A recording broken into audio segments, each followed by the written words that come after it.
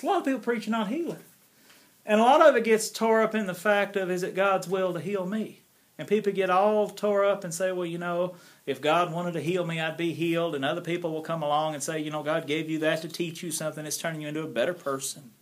God's doing a mysterious work because we don't understand what God might be doing. So He gave you that He might turn you into something wonderful. How's it working for you? How's it working for you? Amen? I ain't seen nobody that had chemo that was a happier person. That's right. Even my brother told me at one time, he says, if it's supposed to make me better, it sure ain't working. And it didn't. He come out with a temper he never had when he went in. And but what does that? People poking you with needles on a continual basis. People tormenting you, amen? But now, we want to notice that healing is a choice, and people assume falsely that it's God's choice. That if God just wanted you healed, you'd be healed. And obviously, if you've been sick a long time, it must not be His will that you be healed. So it's talking about healing, but it'll work in any case you find yourself in. We could just as easy say salvation is a choice. That's right. That Jesus died over 2,000 years ago. His blood was shed just exactly like we've read before and like we sang. And it's very true, but yet it got to be my choice to be saved. That's right. He would have been willing for you to be saved a lot sooner than you got saved. He wasn't holding back saying, darn, I got to wait till the exact certain time when they're 75 years old and save them at the last minute for my glory. You'd tell them that's foolish, wouldn't you? Amen. You'd say, boy, you better get saved now. There ain't no guarantee you're going to be 75 years old. Ain't that the truth? Amen. And yet when it comes to healing, we turn around and go, well, you know, just wait till the last minute. If He's going to heal you, He'll heal you. Coffins are full of people that waited to the last minute. Amen. They are. And this book is not written to well people. This book is written to people that don't have much time, so everything is said straight out there. It's just, it don't drag around your feet. It just tells you now, if you want to live, it's pretty much what you better start doing. You're going to have to change something, because if you're dying, what you've been doing is not working for you. Amen. If it was working so good for you, you'd have been well. You wouldn't be sick 38 years. Amen? Amen. But we could just as well say healing is a choice, salvation is a choice, deliverance is a choice, freedom is a choice. Sitting around waiting on God to deliver you from something.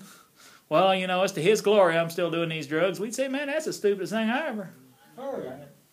Amen? Amen. And we're able to figure this out, aren't we? Amen.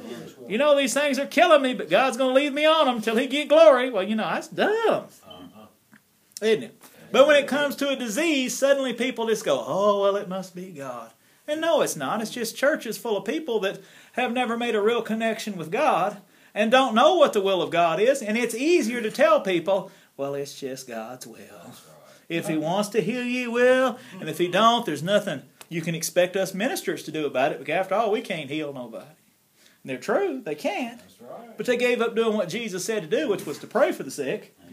But to keep people from being disappointed, they just quit praying for people. Even the Catholic Church used to have a thing where they anointed people with oil. And it had such you know, that's what they did. They ministered that way back. And it had such terrible results that it became known as the last rites. When you were desperate, you called for the priest, and they would come out and do this to you. You knew they were dead. I remember years ago, somebody asked me, I said, well, we go pray for them. And they said, it got that bad? You know, if they're coming to pray for you at the hospital, it's got. It must be bad if you're calling for prayer. But healing is a choice, and we like to think and assume that it's God's choice. So if He hadn't healed me, I have no personal responsibility, and that is a lie. Amen. That's right. Healing is a choice, and He's willing to heal us. All kinds of scriptures will teach us that. The guy with the leper came to Him and said, Lord, if you're willing, you can make me whole. And Jesus said, I'm willing, and He reached out and touched him. Amen? We read last week where it says that in Psalm 103, He forgives all your iniquities and heals all your diseases, redeems your life from destruction, and crowns you with love and mercy and tender kindness. And all that good stuff. Amen? Amen. Pretty good. I turn back around where I can see it. But healing is a choice, and God's already made His half of the choice. It's up to me to make my half. Amen. Amen? It's up to me. Now, what I say it like that, because when people's been sick a long time, and that's about when we usually get to talk to them, is when they've got stage 4 cancer, or their heart's completely shutting down, or all these other things are going on. Well, somewhere down through here, there ought to be some more writing. Healing is a choice, and Jesus asked the man in John chapter 5, will you be made whole? He didn't ask the man, do you want me to make you whole? He said, will you be made whole? So your will obviously has got something to do with whether you live or die, whether you spend eternity in heaven or hell, Amen. Whether you get free, whether you get delivered, whether you get what God has for you. It's all based on God's will, but then it's got to get down to your will. And here's the first step. The first step in healing is to want to be well. Amen. You can pray for people till the cows come home. Amen. Get turned into hamburger, ate, and wind up out here in the septic tank. And it's not going to change anything. Amen. I've done it for years. If you don't want to be well, people don't receive it. Amen. So our first step is to figure out, I don't want to be one of those. The first step to being healed is to want to be what? Well. And I don't mean to sound mad. I'm just trying to tell you the straight of it, because they ain't got much time. If they're about to die, they need to hear it quick. They don't need somebody. Everybody goes by and says, oh, you're so sweet. No, you're not so sweet. You need to shake it up. If you're just laying there looking at hell in the faith, you better shake it up. That's right. You better decide, I want to be saved. And they're begging people to be saved. I beg people to be saved. And they sit there and go, well, I don't know. You better know. I'm not begging for my benefit. I'm going to heaven. Amen. You need, amen?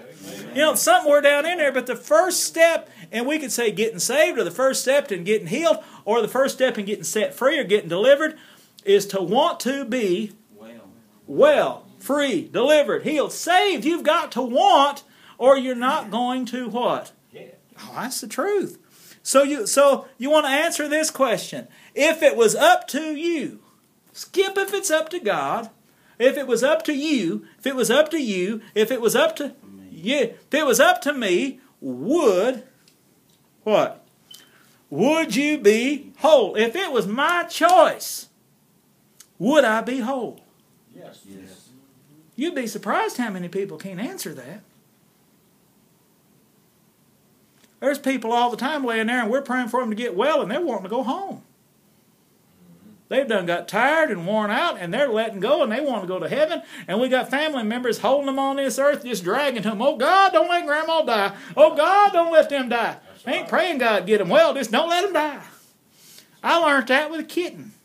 Had a kitten in 1975 that got ran over a little bit and its back was broke. And I prayed for that cat continually. Living in Abilene, Texas. Just found out about things, you know, just starting to read the Bible. Prayed that cat wouldn't die. Prayed that cat wouldn't die. 3 weeks that cat wouldn't die. Couldn't move, but it didn't die. I tried to feed it. It didn't die. 3 weeks in, I got off the bus from school one afternoon, and getting off the bus, it crossed my mind. God, are you letting that cat just lay there and suffer because I'm praying that it not die?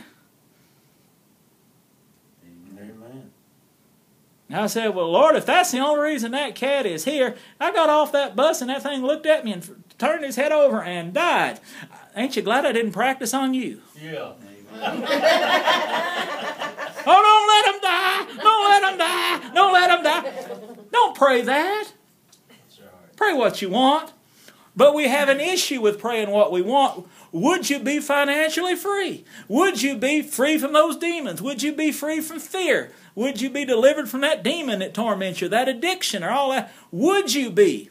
Now the question is not, could you make yourself free? It's not, can you make yourself well? It's not whether you can set yourself free or save yourself. That's not the question. The question is, would you, not could you?